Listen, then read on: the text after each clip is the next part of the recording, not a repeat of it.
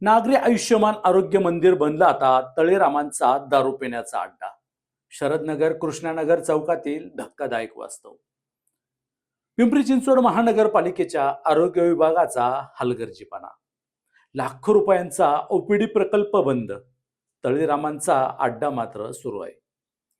नागरिकांच्या आरोग्यासाठी लाखो रुपये खर्च करून उभारलेलं आरोग्य केंद्र, पण ते सुरूच झालं नाहीये. उलट त्या जागेचं रूपांतर झालंय दारू पिण्याच्या अड्ड्यात. ही धक्कादायक परिस्थिती आहे. म्हणजे पिंपरी चिंचवड महानगरपालिकेच्या आरोग्य विभागाच्या निष्काळजीपणाची.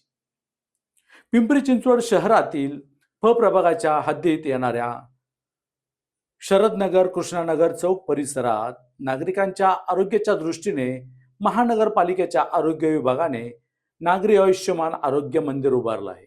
या प्रकल्पासाठी लाखो रुपयांचा खर्च करण्यात आलाय. पण धक्कादायक बाब म्हणजे हे आरोग्य केंद्र आजपर्यंत सुरूच झालं नाहीये. बांधकाम करून ते तसंच बंद अवस्थेत आहे. आरोग्य केंद्राच्या परिसरात कुठलीही सुरक्षा व्यवस्था नाहीये.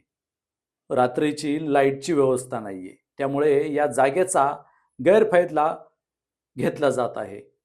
आरोग्य मंदिराच्या अगदी जवळच एक वाईन शॉप असल्यामुळे काही तळीराम दारू खरेदी करून थेट या आरोग्य केंद्राच्या परिसरात येतात आणि तिथेच ठाण मांडून बसून दारू पितात.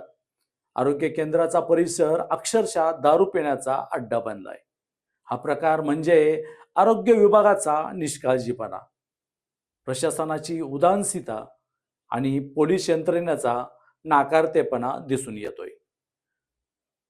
असं चित्र या ठिकाणी समोर आहे.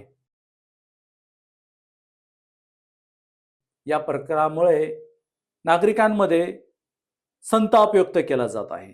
स्थानिक नागरिकांची मागणी अशी आहे की तात्काळ आरोग्य केंद्र सुरू करावे, परिसरात सुरक्षा व्यवस्था करावी आणि रात्रीची लाईटची व्यवस्था करण्यात यावी. तसेच दारू पिणाऱ्यांवरती तात्काळ कारवाई करावी.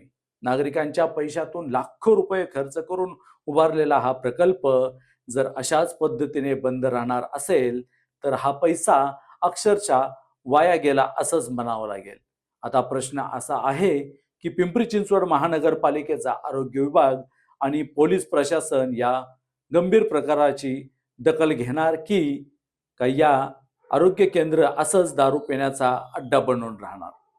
अशाच नवनवीन आणि ताज्या बातम्यांसाठी सिटी प्लस मराठीला सबस्क्राईब करा. धन्यवाद.